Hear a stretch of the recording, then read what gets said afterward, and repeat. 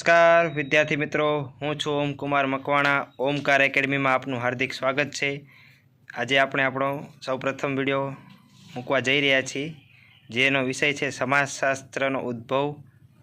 સમાજશાસ્ત્ર એટલે શું અને સમાજશાસ્ત્રનો ઉદ્ભવ કઈ રીતે થયો, તો આપણે આજે એને જોઈશું. તો વિદ્યાર્થી મિત્રો, સૌપ્રથમ જોઈએ તો સમાજશાસ્ત્ર એ જેને આપણે અંગ્રેજીમાં સોશિયોલોજી એવો શબ્દથી ઓળખીએ છીએ, જેનો અર્થ બે અર્થનો બનેલો છે. સમાજશાસ્ત્ર એક સોશિયસ અને એક લોજસ. જે સોશિયસ શબ્દ છે એ લેટિન શબ્દનો છે અને લોજસ છે એ ગ્રીક શબ્દ છે. સોશિય એટલે કે લેટિન શબ્દ, એનો અર્થ થાય છે કે સમાજ સાથે સંકળાયેલું એમ, અને લોજી એટલે કે એનો અભ્યાસ, એનું જ્ઞાન.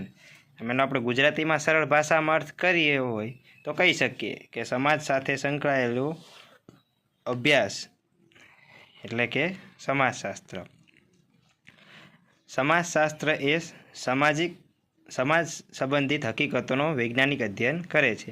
વિદ્યાર્થી મિત્રો, આપણે જોઈએ કે સમાજ છે એ માનવીઓનો બનેલો છે અને માનવી એક સામાજિક પ્રાણી છે, આપણે એવું કહીએ છીએ. તો જે આ સમાજશાસ્ત્ર જે છે, તો એ સમાજની અંદર જે હકીકતો છે જેનું વૈજ્ઞાનિક રીતે અભ્યાસ કરે છે, એટલે જ સમાજશાસ્ત્ર. સમાજશાસ્ત્રના અભ્યાસનું કેન્દ્ર બિંદુ જે હોય છે, તો એ છે માનવીનું સમાજ જીવન. આપણે જોઈએ છે કે જે માનવી એ સામાજિક પ્રાણી છે, તો માનવીના સમાજ જીવન જે છે એ સમાજશાસ્ત્રના અભ્યાસનું કેન્દ્ર બિંદુ રહેલું છે. હવે સમાજશાસ્ત્રનો ઉદ્ભવ થયો એને હજી 250 વર્ષ જ થયેલા છે વિદ્યાર્થી મિત્રો, એટલે કે હજી ઘણો સમય થયો ગણાય નહીં. સમાજશાસ્ત્રનો ઉદ્ભવ 19મી સદીની અંદર પશ્ચિમ યુરોપની અંદર થયો હતો. 18મી અને 19મી સદીની અંદર પશ્ચિમ યુરોપમાં આવેલા ઝડપી સામાજિક પરિવર્તનો, નવજાગૃતિ, ઇંગ્લેન્ડમાં થયેલી ઔદ્યોગિક ક્રાંતિ અને ફ્રાન્સની રાજ્ય ક્રાંતિ, આ જેવા પરિબળો હતા. એ પરિબળોના પરિણામે સમાજશાસ્ત્રના ઉદ્ભવના બીજ રોપાયા. હવે વિદ્યાર્થી મિત્રો, તમને એમ થશે કે રાજ્ય ક્રાંતિ, ઔદ્યોગિક ક્રાંતિ, નવજાગૃતિ, આ બધાના કારણે સમાજશાસ્ત્રના બીજ કઈ રીતે રોપાયા, તો એના વિશે પણ આપણે અત્યારે જોઈશું. તો ઔદ્યોગિક ક્રાંતિના લીધે એક તો પહેલાં નવા ઉદ્યોગો સ્થપાવા લાગ્યા અને શ્રમજીવીઓની વર્ગના શોષણની સમસ્યા ઊભી થઈ. એટલે આપણે જોઈએ વિદ્યાર્થી મિત્રો કે જે શ્રમિક લોકો જે છે એ પોતાનું વ્યવસાય કરી અને પોતાનું જીવન ચલાવતા હોય છે. અને હવે જોઈએ કે એની જગ્યાએ ઉદ્યોગો સ્થપાવવા માંડે. એટલે કે એક ઉદાહરણ તો જોઈએ તો જે પહેલાં વણકર સમાજના લોકો હતા એ પોતે કાપડ વણવાનો વ્યવસાય કરી અને પોતાનું ગુજરાન ચલાવતા હતા. હવે એની જગ્યાએ કાપડ બનાવવા માટેના મશીનો આવી ગયા ઔદ્યોગિક ક્રાંતિના લીધે, તો પરિણામે એમના વ્યવસાયમાં અસર થઈ, એમને શોષણ થયું. એવી જ રીતે જોઈએ તો ફ્રાન્સમાં લુઈ રાજાઓના અન્યાયી શાસન વ્યવસ્થાના કારણે સામાજિક અવ્યવસ્થાની સ્થિતિ ઊભી થઈ. ફ્રાન્સની અંદર જે લુઈ રાજાઓનું શાસન હતું એની અન્યાયી શાસન વ્યવસ્થાને કારણે સામાજિક અવ્યવસ્થાની સ્થિતિ ઊભી થઈ. વળી નવી શોધોના લીધે જુદા જુદા રાષ્ટ્રો એકબીજાના સંપર્કમાં આવવા લાગ્યા. જેમ જેમ ઔદ્યોગિક ક્રાંતિ થઈ, અલગ અલગ પ્રકારની નવી શોધો થવા માંડી, તો એના લીધે અલગ અલગ જે રાષ્ટ્રો હતા તો એકબીજાની સાથે નજીકમાં સંપર્કમાં આવ્યા અને પરિણામે ઉદ્યોગોનો વિકાસ થયો, ઔદ્યોગિક ક્રાંતિ થઈ, અલગ અલગ પ્રકારની ચીજવસ્તુઓની આપ-લે થવા માંડાણી. અને આવી સ્થિતિની અંદર વૈજ્ઞાનિક દ્રષ્ટિબિંદુથી સમાજના વસ્તુલક્ષી અભ્યાસની આવશ્યકતા ઊભી થઈ. એના પરિણામે સમાજશાસ્ત્રનો ઉદ્ભવ થયો. હવે જોઈએ કે આવી બધી સમસ્યાઓ, આવી બધી સ્થિતિ ઊભી થઈ, તો એનો વૈજ્ઞાનિક દ્રષ્ટિબિંદુથી સમાજનો વસ્તુલક્ષી અભ્યાસ કરવાની આવશ્યકતા ઊભી થઈ. હવે જે આપણે સમાજની અંદર જે છે તો એનો અભ્યાસ કરવાની આવશ્યકતા ઊભી થઈ, તો એના પરિણામે સમાજશાસ્ત્રનો ઉદ્ભવ થયો. હવે જોઈએ તો ફ્રાન્સના વિદ્વાન અને દાર્શનિક ઓગસ્ટ કોન્ત એને સૌપ્રથમ વૈજ્ઞાનિક દ્રષ્ટિબિંદુથી સમાજને વસ્તુલક્ષી રીતે સમજવાનો પ્રયત્ન કર્યો.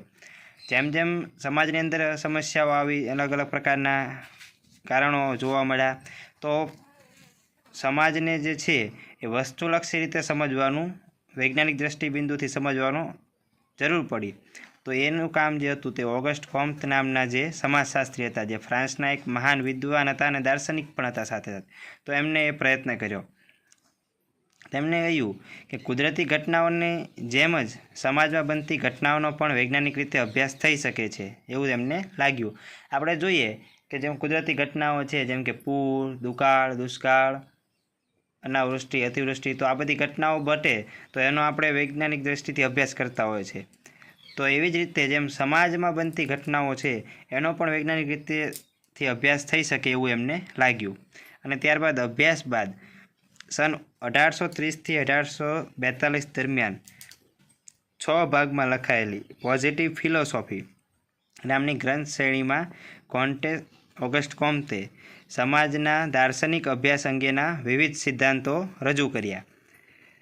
એમને ત્યારબાદ લાગ્યું કે આનો સમાજની અંદર બનતી ઘટનાઓનો વૈજ્ઞાનિક રીતે અભ્યાસ કરવો જરૂરી છે.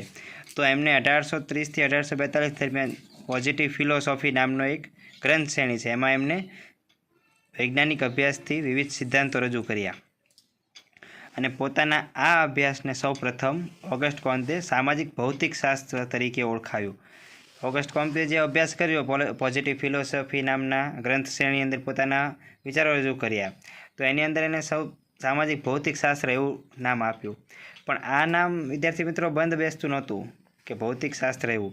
તો પછી એના પરિણામે સન 1839માં એમણે સામાજિક ભૌતિક શાસ્ત્રને બદલે સમાજશાસ્ત્ર એવું નામ આપ્યું.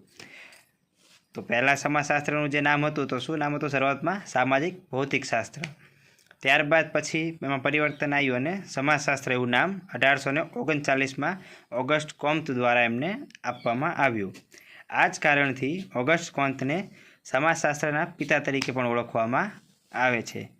તો વિદ્યાર્થી મિત્રો, આજે આપણે પ્રથમ વિડીયોની અંદર સમાજશાસ્ત્રનો ઉદ્ભવ કઈ રીતે થયો, કેવી પરિસ્થિતિમાં થયો, સમાજશાસ્ત્ર એટલે શું, તે કયા શબ્દનું બનેલું છે, એનો અર્થ શું, તે આજે આપણે સમજ્યા.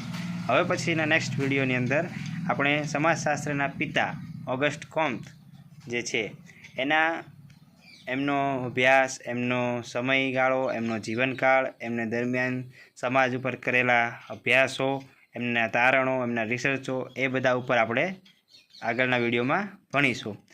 જો વિદ્યાર્થી મિત્રો તમને વિડીયો ગમ્યો હોય તો એને લાઈક કરજો, શેર કરજો. તમારા બીજા વિદ્યાર્થી મિત્રો જે ઘરે બેઠા કોલેજ કરી રહ્યા છે તો એમને શેર કરજો, તો એમને પણ ઉપયોગી થશે. અને ઓમકાર એકેડમીને સબસ્ક્રાઈબ કરજો આવા નવા વિડીયો જોવા માટે. Thank you so much.